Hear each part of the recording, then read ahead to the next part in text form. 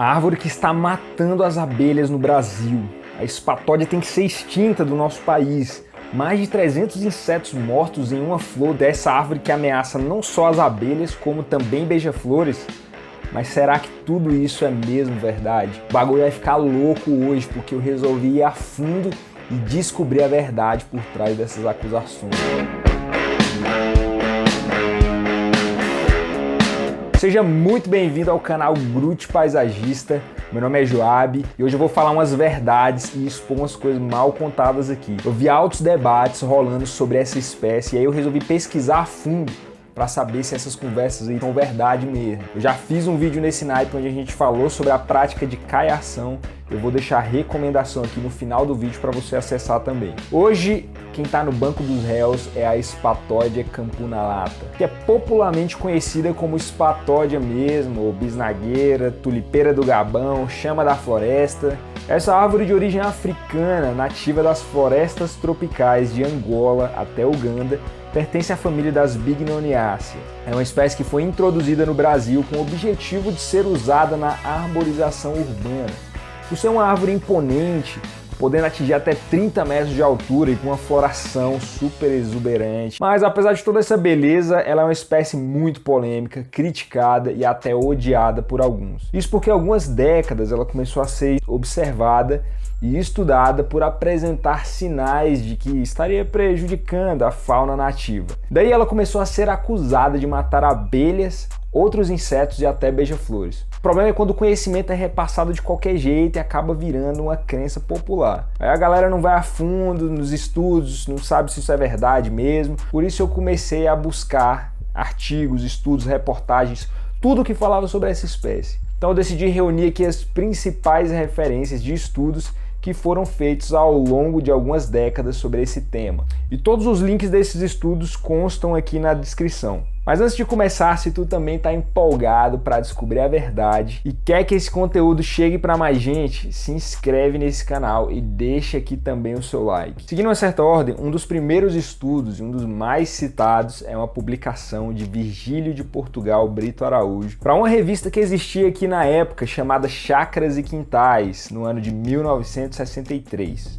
Mano, é tipo impossível achar essa publicação. Pelo menos eu encontrei em lugar nenhum. Mas o Virgílio era apicultor e desenvolveu esse estudo lá na Angola. Ele relata a existência de aproximadamente 200 insetos mortos em uma só inflorescência da árvore. Essa consideração parece que foi baseada apenas na observação desse fato. E aí ele sugere que o efeito tóxico estava relacionado à presença da mucilagem misturada ao néctar. É complicado até comentar sobre esse estudo, porque primeiro ele não foi feito aqui no Brasil, né? Segundo, por causa da data, que hoje já está bem desatualizada. Não dá para saber se foi feito somente na base da observação ou algum método científico, que me faz estranhar até o tanto de vezes que esse autor é citado em outros estudos. O segundo autor é o Paulo Nogueira Neto, que lança o livro Vida e Criação de Abelhas Indígenas Sem Ferrão, em 1997. No capítulo 29, onde ele cita as plantas indesejáveis para a atividade de apicultura, ele cita entre outras espécies a espatódia. Em resumo, no texto ele cita o estudo feito por Virgílio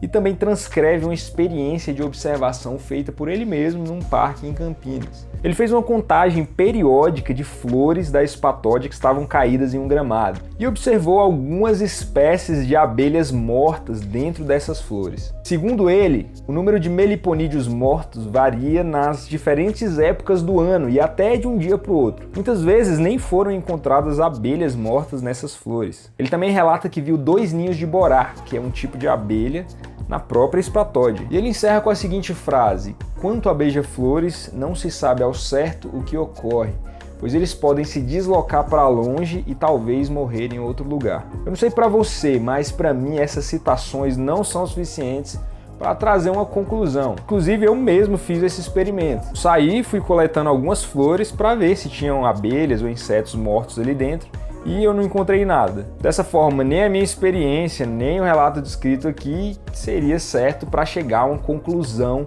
sobre o porquê essas abelhas estariam mortas ali, concorda? Mas beleza, é o segundo relato parecido onde a gente vê abelhas mortas, então vamos seguir. Nos anos 2000, o professor José Roberto Trigo, que atuou no Departamento de Biologia Animal na Unicamp, cara super experiente na área de ecologia, investigou também as flores da Spathodia. Em um artigo chamado Insect Mortality in Spathodia campanulata Flowers, para a Revista Brasileira de Biologia, ele relata 2 estudos que realizou. O primeiro foi uma contagem dos insetos mortos nas flores de 5 árvores que ficavam nas proximidades de uma faculdade ali em Ribeirão Preto, durante o período de março e abril de 1982. A contagem começou um dia antes da abertura das flores e foi até a queda delas, cerca de 5 dias depois. A cada 24 horas, os insetos mortos eram contados e identificados. Bom, agora eu te desafio a juntar as peças desse quebra-cabeça que eu vou te apresentar.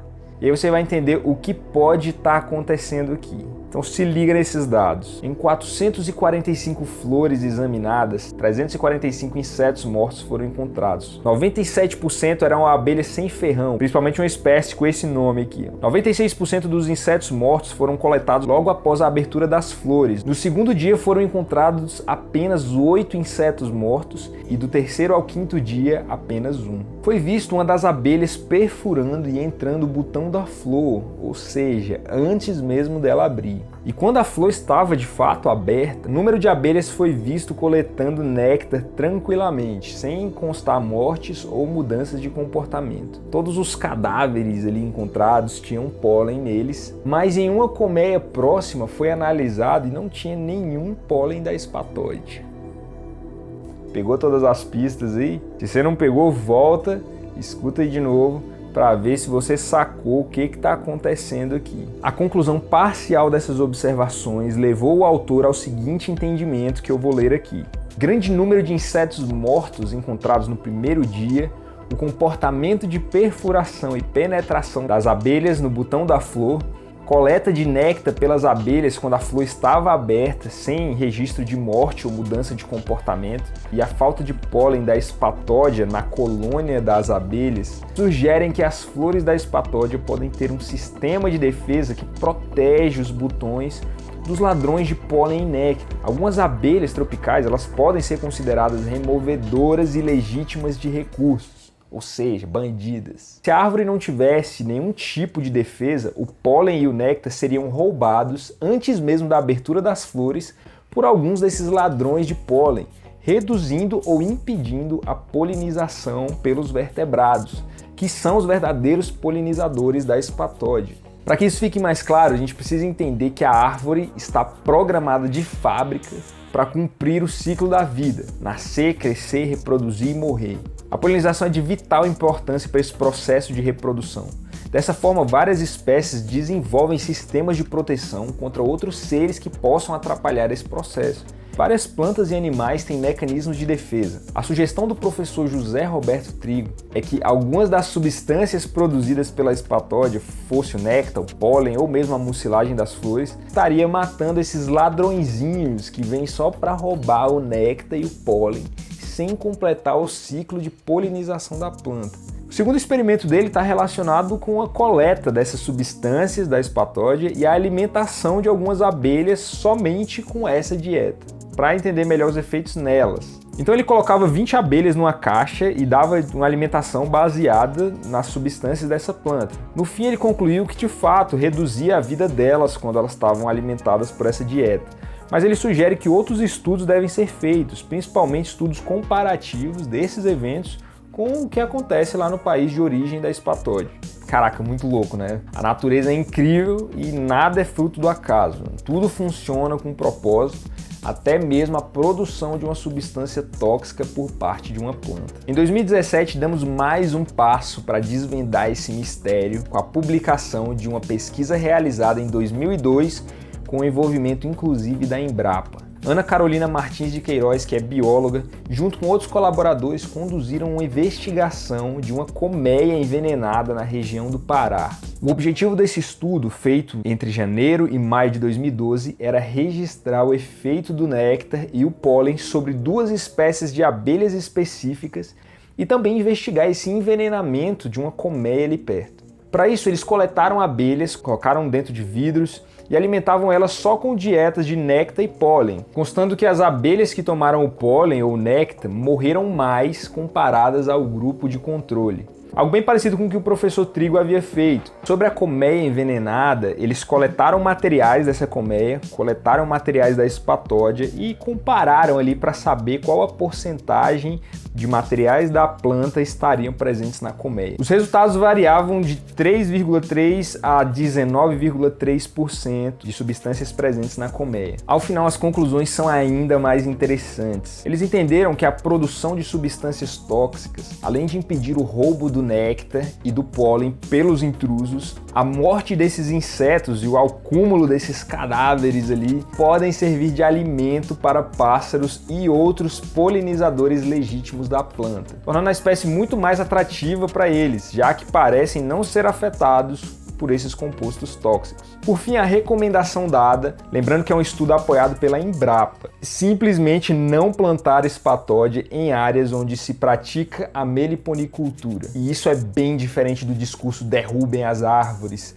É só não plantar próximo às áreas de criação e produção desse tipo específico de abelha, parça. E só para fechar, eu gostaria de citar a tese de doutorado da Adriana Flet, pelo Instituto de Química da Unicamp em 2005, onde ela estuda os componentes químicos do néctar da espatódia. Eu destaco que esse é um estudo pioneiro na área, diferente dos outros que foram baseados em observação, é que ela estuda a fundo os componentes químicos para tentar entender o motivo de morte desses insetos. Em um dos recortes da sua análise, ela destaca: as plantas se modificam morfologicamente e quimicamente a fim de preservar a sua sobrevivência. A toxicidade do néctar está associada à defesa das plantas contra o roubo, mas é controlada para não afetar a polinização, ou seja, é na medida certa. Ela apresenta vários estudos da relação de animais e insetos com outras plantas, mostrando quão natural são esses mecanismos.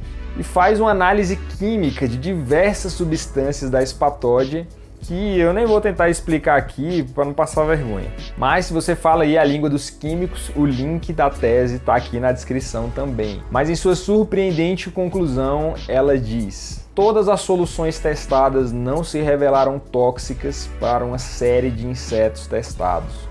O Dr. Volker Bricht sugere que os insetos morrem afogados na tentativa de roubar o néctar, pois as paredes da flor são escorregadias.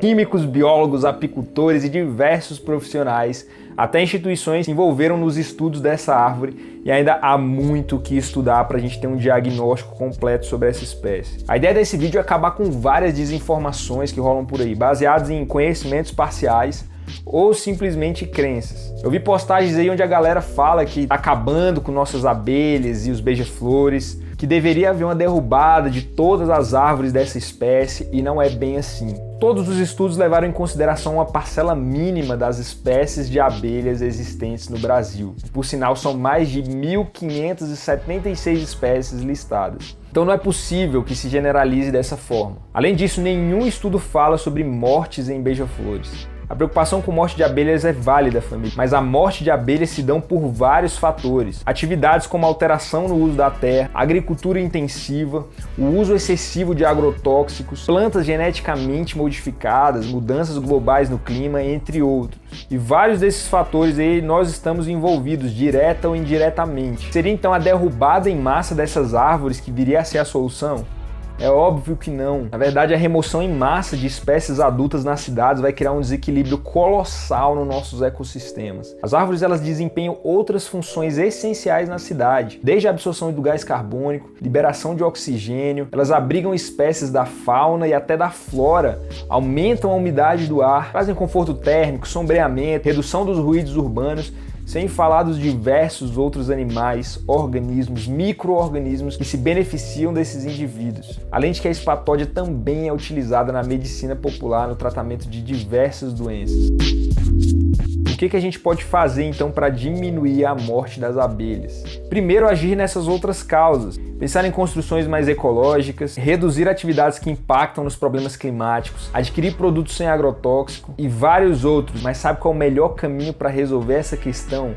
plantio de espécies nativas. As abelhas elas são seres inteligentes, às vezes elas estão buscando néctar na espatódia por falta de opção. Se tiver uma espécie mais próxima e abundante, elas vão buscar alimento ali. Então derrubar as árvores que temos não é a solução, família. Nós já temos menos árvores do que devíamos.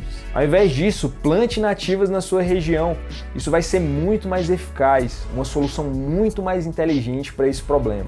Algumas plantas exóticas, elas realmente podem gerar danos ao nosso ecossistema e à biodiversidade, mas isso é um assunto que tem que ser estudado e estrategicamente resolvido. Não é sair cortando árvores por aí. Lembra que uma pequena ação pode fazer uma grande diferença. E a ideia é essa, ao invés de cortar a sua espatódia, plante 2 nativas aí perto dela. E se você curtiu essa ideia, eu peço que mande esse vídeo aí para mais grupos, mais pessoas, porque nós precisamos conhecer a verdade, para que a verdade nos liberte. É isso aí, valeu!